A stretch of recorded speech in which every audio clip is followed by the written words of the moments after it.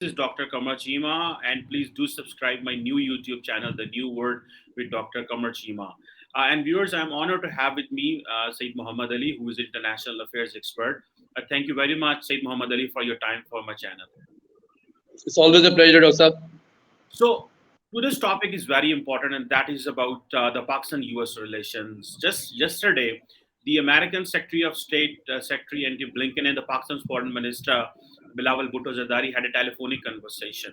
So, what is so important that since this new government is in office, there has been a renewed commitment or a renewal or a new commitment between Pakistan and the US to move forward, whereas the former Prime Minister Imran Khan used to lambast and criticize the United States for regime change. So, do you think that Pakistan and United States are going to move forward as there has been a new commitment, and most recently the Pakistani foreign minister visited US as well. So, how do you see Pakistan-US relations with this new lens as the Bilawal Bhutto Zardari is engaging with the US Secretary of State? First of all, thank you so much, Dr. Cheema, for giving me the opportunity to join you today and to discuss a very important topic. First off, allow me to say at the outset that notwithstanding the popular discourse, I think perhaps the most important relationship that Pakistan has is with the US. For the simple reason, because US continues to be the preeminent superpower of the world.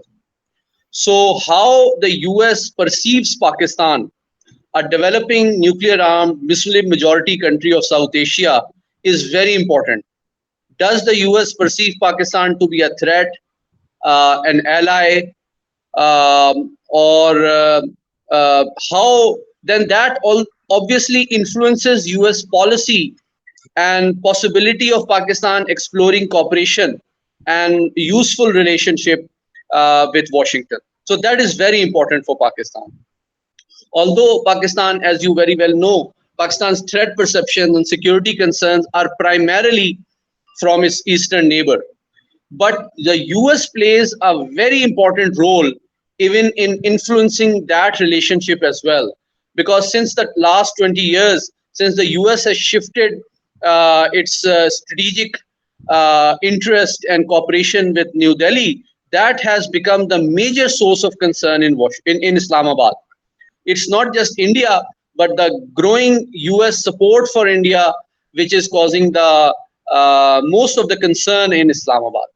So therefore, Pakistan has been attempting consistently to maintain its relevance, leverage, and a favorable perception in Washington and the Beltway to ensure that Pakistan's relationship is not influenced by US relationship with India, and Pakistan is not perceived in the Beltway, in the US Congress, in the State Department, in Pentagon from an Indian lens. That has been the main attempt or effort of Pakistan's US diplomacy. Now, with that background, let's respond to the question that you asked. I think the previous administration in Islamabad faced three challenges. Obviously, the biggest challenge was management of economy. But I believe that once they were not very successful in getting favorable economic support from Washington, they looked for some relief from Moscow and Beijing.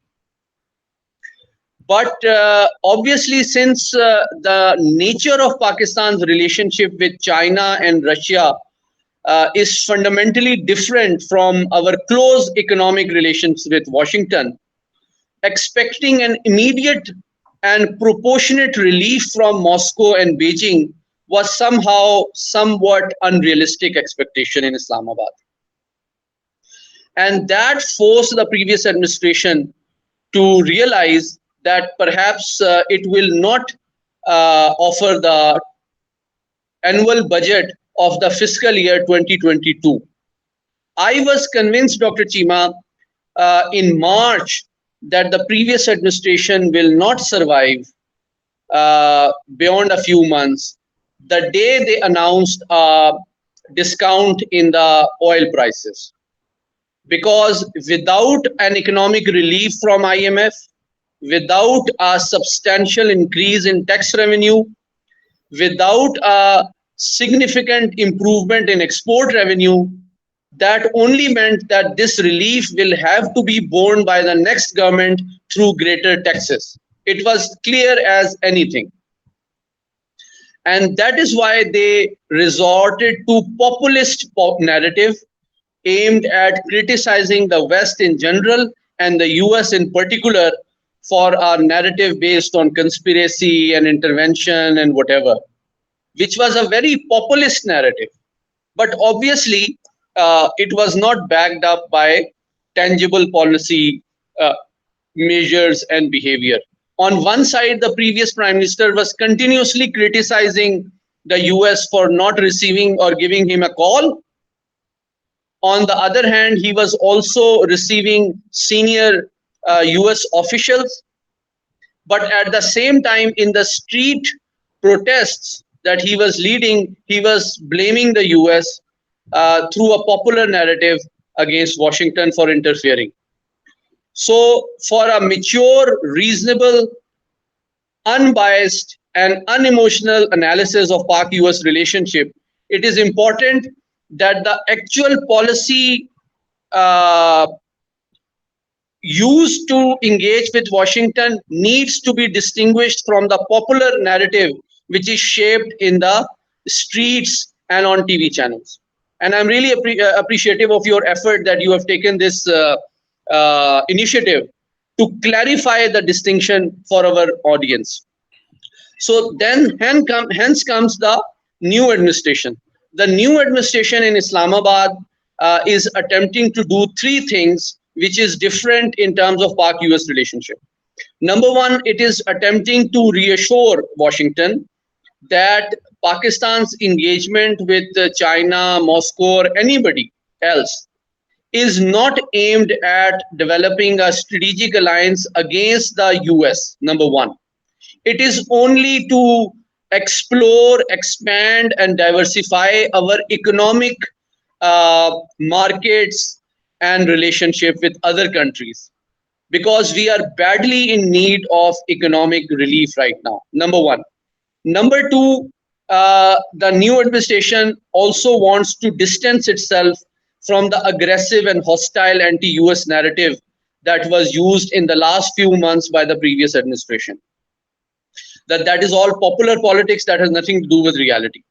Number three, and since you were also in Washington recently, you know very well, some very senior, high level diplomatic and military visits from Islamabad and Pindi have taken place in the US, which indicates a consistent effort both from the civil and military leadership to repair the relationship and assure Washington that Pakistan wants mutually beneficial relationship with Washington and is on not allying itself with anybody against the US interests.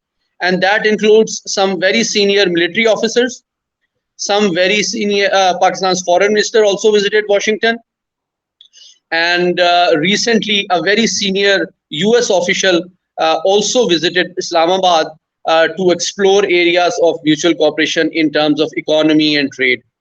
And last night, the foreign minister of Pakistan also spoke with the US Secretary of State Anthony Blinken, in which they reinforced these efforts at a higher level aimed at expanding cooperation in education, energy, security, trade, and investment. So, to put it in a nutshell, I see the new administration in Islamabad is consistently trying to repair the Pak-US relationship and recover it from the hostile populist narrative, which slightly created confusion in Washington regarding Pakistan's intentions towards the US. Well, Sheikh Mohammad Ali, thank you for elaborating this entire perspective on Pakistan-US relations. But there are other things, there are other areas, or there are other topics which are very important when it comes to the Pakistan-US relations. And when we talk that Pakistan-US relations are not just linked only with the popular sentiments. For instance, just you mentioned in your introduction that India is one just factor. So cannot Pakistan de-link India out of the bilateral relations between Pakistan and US? For instance, I was just listening to the Indian Foreign Minister Jay Shankar, and he was saying much of the India-US problems are because of the American support to the Pakistan, and that was to the military assistance and so many other things. And even they say that being silent on Kashmir and what happened there, for that matter.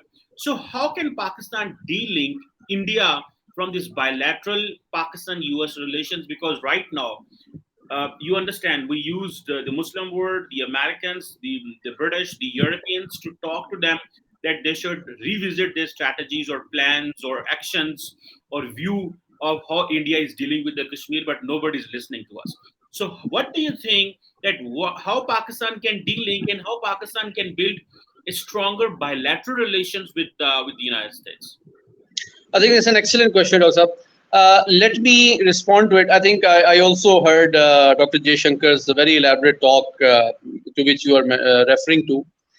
I would not use a maximalist interpretation of complex and diverse issues that Pakistan faces, including India, including Kashmir, including China, including CPEC, including Iran, including Afghanistan. All these factors, all these issues definitely influence Pak-US relationship. But what I'm trying to say, for Pakistan's national security, what is the priority? Which issue is more important and more critical and more urgent than others? Obviously, like a human being needs health, he needs food, he needs respect, he needs acceptability, he needs status, he needs all of these things. But some of these things are more important and critical than others, without which survival is at stake. So I think right now Pakistan's economic security is the most important current challenge for Pakistan. And that means that Pakistan's engagement with US, with Russia, with China, with Iran, with Afghanistan, with the Arab world will primarily be driven by its economic concerns. Because there is a realization in Pakistan's military as well at the highest level, and I'm witness to that, that without economic stability, Pakistan will not be able to advance its Kashmir policy. It will not be able to lure foreign direct investment. It will not be able to offer other countries its market and build close relations with major powers. So they have realized, and also it is linked with domestic political stability. Without economic stability, it will not meet the public expectation that the government is taking care of the popular sentiment. It is important because people need jobs, people need a quality of life which is affordable. And inflation is exceptional right now, Dr. Saab, in Pakistan. So people are really affected by economy, perhaps far more than anything else. So what I'm saying is that the current government is trying to manage economy. There is no, by taking some difficult decisions. I'm not sure they are going to be immediately, they'll be able to immediately deliver some tangible and adequate results. They might take some time, some months or years maybe. But the intent is there, the difficult decisions have been taken, which were not taken by the previous administration. That is a reality. So right now for Pakistan's foreign policy, I think economic management is for the foremost priority. That's why, we were very concerned about the FATF review as well. That is why we were very concerned about CPEC. That is why we were very concerned with our negotiations with IMF. And you will agree in all these three things, the US Pakistan relationship at the bilateral level is very important because US has leverage in IMF, US has leverage in FATF, and US uh, also provides Pakistan its largest export market. So for economy, it alone, US is very important, even if you don't link it with geopolitics and geostrategic environment. So what I'm saying, Dr. Saab, is that even if US geostrategic relations are improving with New Delhi, that does not mean that Pakistan's critical and vital economic stakes in Washington should also become subordinate to Indian and US security cooperation. And Pakistan's astute and mature foreign policy would be its ability to continue to maintain these economically beneficial relationship with Washington, even if US continues to build its military relations with India. Said Muhammad Ali, the important factor is that for the last 75 years, what we have understood that for much of the Pakistan-US bilateral relations, the Americans have been looking Pakistan from the lens of Afghanistan. Even most recently, they are looking Pakistan from an Afghanistan's lens. One thing, in every bilateral meeting, multilateral arrangement, it's Pakistan and Afghanistan. Now, the new dimension which you are noticing as well is of China. So the Americans are looking Pakistan from a Chinese lens, that Pakistan-China economic cooperation or BRI and all that. So, and for that matter, we had this 75 years cooperation mostly dependent on the security cooperation. So what else Pakistan should do, that the relation should be bilateral, rather looking Pakistan from Afghanistan's lens and from the Chinese lens, it should be looked from a bilateral and also it must not be looked from a security lens only. So what Pakistan shall do for that matter, and how to engage with the US more, so that it's bilateral relations are more stronger, as if we are looked by the third party. I think that's a very important question, also. I think that's exactly what I was trying to say in my previous response. That right now, Pakistan's diplomacy towards Washington should be aimed at maintaining and improving its economic relationship, even if there may not be immediate or significant cooperation available in security or strategic domains. That would be a smart, astute, and wise diplomacy from Islamabad and Pindi both. Pakistan's geopolitical, geoeconomic, and geostrategic interests are linked with Washington, but one does not have to be subordinate to the other. And that is exactly what when you mention whether it is Afghanistan, whether it is Kashmir, whether it is China, whether it is India, whether it is Iran. Unfortunately or fortunately, Pakistan has been relevant to Washington for all these reasons. That has made Pakistan relevant traditionally to Washington.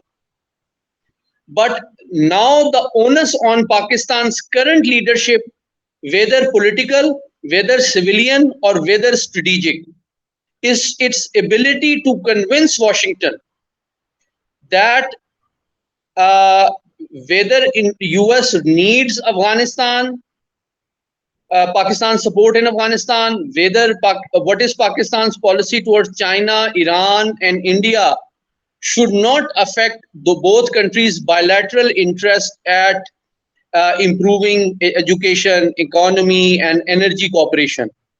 You know, Pakistan has a vibrant diaspora in the US that provides a very important bridge for both countries to maintain mutually beneficial relationship. It does not have to be all or nothing. It can be something rather than nothing. I think the fear in Pakistani traditional thinkers is that it's an all or nothing relationship. what you and I are proposing through this very important and timely discourse is that it is unrealistic and unwise. Let me reinforce. It is unrealistic to expect an all relationship with Pak US or nothing relationship with Pakistan and Washington. It is realistic and pragmatic to have some cooperation in some domains rather than no cooperation in no domains, or allow India to see Pakistan from a New Delhi lens. So Pakistan's diplomacy at both state and public level should be to explore simultaneously cooperation at economic level, in economic domain, in trade domain, in energy domain, in health domain, in security domain. It does not. Why? I let me, as in hindsight, obviously one can say why Pakistan's relation with US was seen from Afghan lens for the last 20 years. I think it was a mistake on Pakistan's part. Pakistan is a 220 million people, fifth largest nation in the world, armed with nuclear weapons, a very vibrant, educated middle class. One of the largest cities in the entire Muslim world is Karachi. It is a melting pot, just like New York. So there is a lot of similarities. We are a country based on the freedom of a community, just like the US was founded from the British colonialism. Pakistan was also created after recovering from the British Raj. We have a lot of similarities. Why can't we explore bilateral common values, common interests, rather than looking at it from other lens? Right now, if I think Pakistan builds a close economic relationship, close relationship based on our diaspora, close relationship between our academia, our think tanks, our in energy sector, our private sector. Pakistan has a large potential to export its software products to the US. Pakistan has a large software experts, a large number of software experts in Pakistan. So we can cooperate in a lot of things, even if uh, there is no imminent and immediate cooperation in the security issue or Kashmir or anything. One positive thing, let me quickly add before we discuss other areas, that it is also good that Pakistan has secured good review from FATF. That is an independent multilateral forum's certification, evidence, verification, and recognition that Pakistan has recovered from its terrorism baggage. That means there is no terror financing in Pakistan. And Pakistan has taken tangible and transparent measures to address this issue, not just at policy level, security level, but also through economic means. So that means that India should no longer try to present Pakistan from the terror lens in Washington. I think Lastly, I think it is also important, Dr. Saab, that US has had a long-standing interest in maintaining strategic stability in South Asia and peace and security in South Asia. That is US interest. That's its investment in India or Pakistan. Both are not affected by any instability or escalation. So maintaining a strategic balance also serves US interest to ensure its economic investments in India and Pakistan are safe and both countries do not escalate in a manner which are harmful for US interests in this region. Well, I think Pakistan has been saying this to the US for 75 years that do not let things escalate. Kashmir is a nuclear flashpoint. And I think the Americans or the Western powers have somehow realized that India and Pakistan are responsible parts, and they're not going to get into any kind of miscalculation and all that. So, and I think over the period of time, I think that is only the India's economic clout which has basically pushed the Western parts one step back, so that they cannot have any kind of interference on Kashmir. And for that matter, when President Trump was asking for arbitration, mediation, or you call whatever, the Indian Foreign Office was continuously saying that we didn't ask for anything, we do not want any other party. So I think over the period of time, this entire matrix has changed. And I think nobody is going to listen Pakistan in my personal capacity, and nobody is listening perhaps. That's why we are moving towards Arabs. We're going to the United Arab Emirates or to the Qatar to get things done with the Pakistan and India. One last quick question and a quick answer, please. Pakistan has decided to have to come out of the geostrategic competitions and to go for the geoeconomics. Why we are so slow? Why we are not in a position even to establish an outlook of a country? For instance, the Chinese were here to complain about the security. CPEC is slow. The foreign direct investment got slow. So if we have to project ourselves as a country which is in a competition in terms of geoeconomics with the world or in the region, then how that should reflect? Why we are not in a position even to capitalize the CPEC investment, because one of Pakistan's institutional related economy was giving a statement that 43% of the foreign investment in Pakistan was flawed, and this is coming from Pakistan's finance ministry. So, how we can have that kind of an image and picture that Pakistan should be in competition in the geoeconomics and not into the geo strategic competition? Please give. I think that's a very comprehensive question. I'll try to briefly answer it, Dr. Sab. First off, I think there are two things. Let me simply answer it as simply as possible. Otherwise, this can itself be a long topic for a very extensive and important subject. I think Pakistan needs to change its reality, and Pakistan also needs to change its perception. In terms of reality, first we need to improve our governance, number one.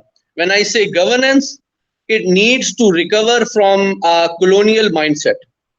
Our bureaucracy, our red tapist approach towards public service, needs to be a 21st, it should have a 21st century attitude towards its people and also towards international foreign investors, or even engaging the potential foreign investors. You are not doing someone a favor by giving him an opportunity to invest in Pakistan. You have to market that why the security environment, the ease of doing business, the processes, and the environment, the ecosystem is beneficial for somebody to invest in Pakistan. We should not see investment in Pakistan as a mercy or a favor, as you rightly pointed out in your question as well. We are living in a competitive world. That there are 193 states, and if Pakistan offers ease of doing business, good governance, facilitation, and ensures security of investment and profitable business, there is no reason that other people will not invest in Pakistan. And that is exactly what India is doing. That is exactly what Dubai is doing. That is exactly what China is doing. It's not ideological and geopolitics only. Uh, Trump administration tried to heavily sanction,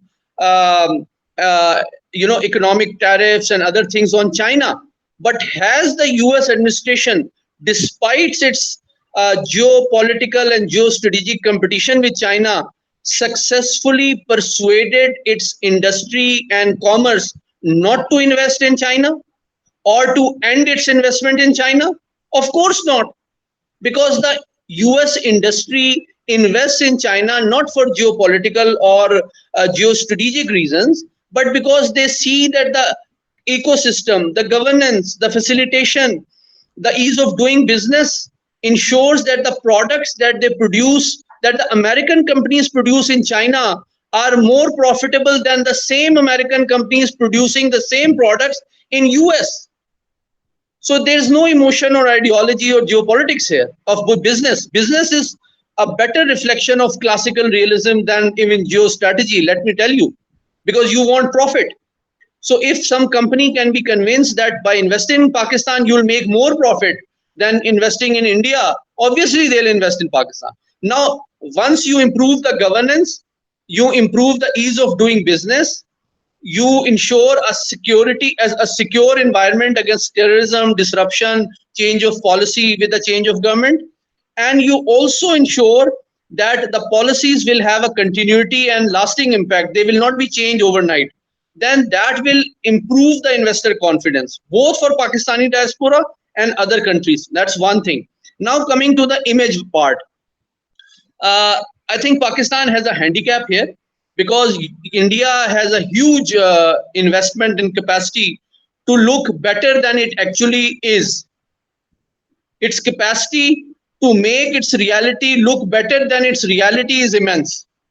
I'll give you a small example. 2 days ago, I was in a roundtable, and I was pleasantly surprised that in the recent earthquake in Afghanistan, a lot of countries have provided aid and assistance and relief to Afghanistan. China, Qatar, Saudi Arabia, Pakistan, other countries as well. But Pakistan provided the most support and material assistance than anybody else, including China. Now, why our foreign office, why our media, why our think tanks is not presenting it as a narrative?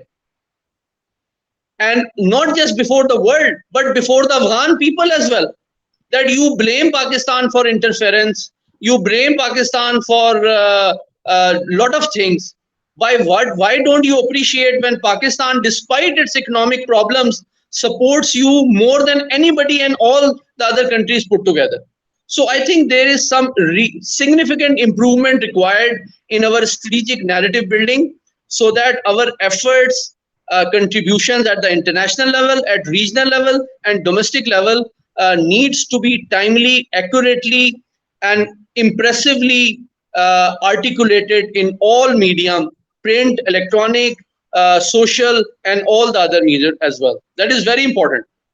Yes, you have rightly portrayed that, and I think we have a strategic communication and strategic communication cell maybe, but that works more for maintaining things domestically rather maintaining things regionally and internationally. Thank you very much, Saeed Muhammad Ali, for your time and for giving us a deep, in-depth analysis on Pakistan-US relations and how things are moving and shaping. Thank you.